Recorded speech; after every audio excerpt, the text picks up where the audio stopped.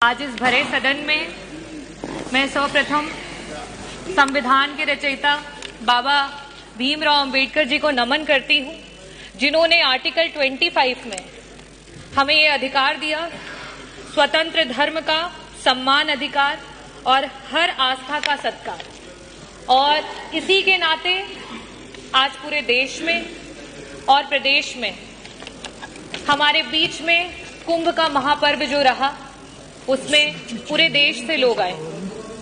मैं सभी लोगों का जो आए उनका स्वागत करती हूं। यहाँ कई प्रकार की चर्चाएं हुई और बहुत सारे शब्दों का प्रयोग किया गया।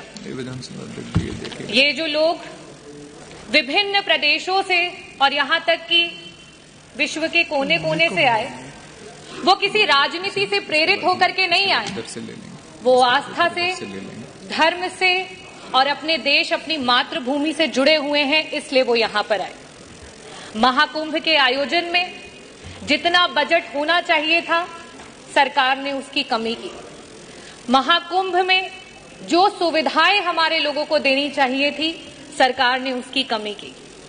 वहां पे गिद्ध नहीं गए थे, वहां पे सुअर नहीं गए थे, वहां पे इस देश में आस्था रखने वाले, इस देश को लोकतांत्रिक समझने वाले, इस देश में भाईचारे को आगे लेकर के जाने वाले लोग वहां पे पहुंचे थे। मैं इस सदन में आज बहुत सारी चर्चाएं हुई, बहुत सारी बातें कही गई। बजट की जबकि चर्चा होती है तो बजट में किस तरीके से डिवीजन होता है उसकी बात होती है। अभी सत्र में कुछ दिन पहले बात हुई कि अंग्रेजी में विधायकगण अपने भाषण दे सकते हैं, लेकिन जब आपके बजट में एलोकेशन की बात आती है, शिक्षा की बात आती है, जो हमारे बच्चे प्राइमरी स्कूल में पढ़ रहे हैं, जिनकी नींव अंग्रेजी से शुरू नहीं होगी, तो वो आगे जाकर के आपके अंग्रेजी में दिए हुए भाषणों को नहीं समझ पाएंगे। लेकिन आप क्या काम कर रहे हैं? जहां 15% कहीं आपकी सरकार बजट दे रही थी, आज शिक्षा में वो बजट गिरा करके 13% पे आ चुका है। ये स्थिति है।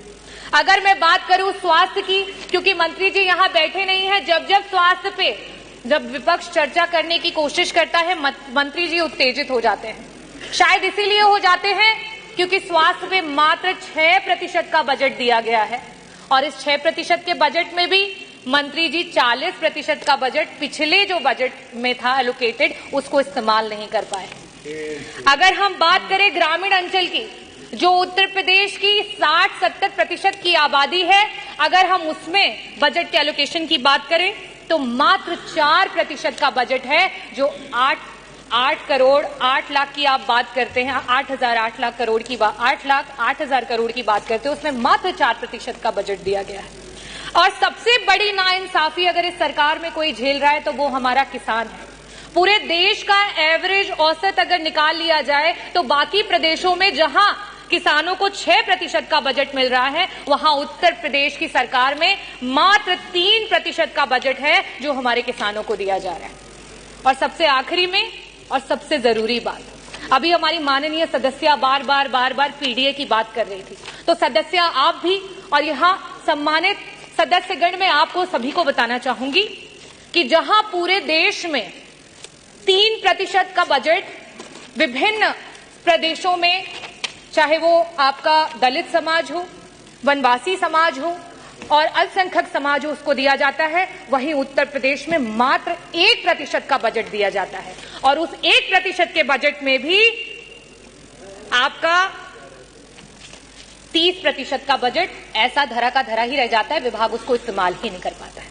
हम इतने बड़े बड़े बजट की बात कर रहे हैं, मैं आंकड़े रखना चाहूंगी। शिक्षा विभाग में वर्तमान में 14% का बजट जो है वो शेष रह गया, इस्तेमाल नहीं कर पाए।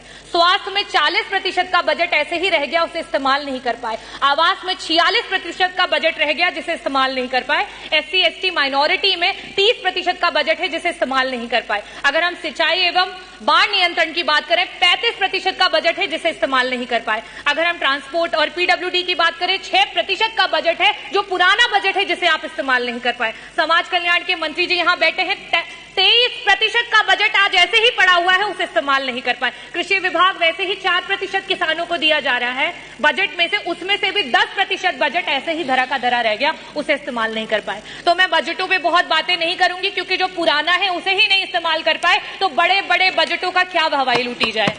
मैं बात करना चाहूंगी अपने देश की एकता की, क्योंकि जिस समय यहां अंग्रेजी की बात हुई उस समय उर्दू के बारे में बहुत बड़ी बड़ी बातें की गई।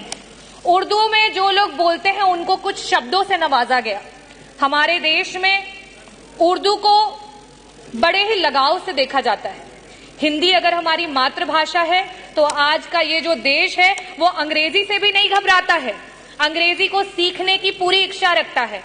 पंडित ब्रिज नारायण जी, पंडित रतन नाथ सरहार जी, मुंशी प्रेमचंद जी, पंडित आनंद मोहन जी, यहां तक कि उपराष्ट्रपति रहे हुए कृष्णकांत जी, इन सभी लोगों का उर्दू से बहुत लगाव था। तो क्या इनके लिए भी उन्हीं शब्दों से नवाजा जाएगा?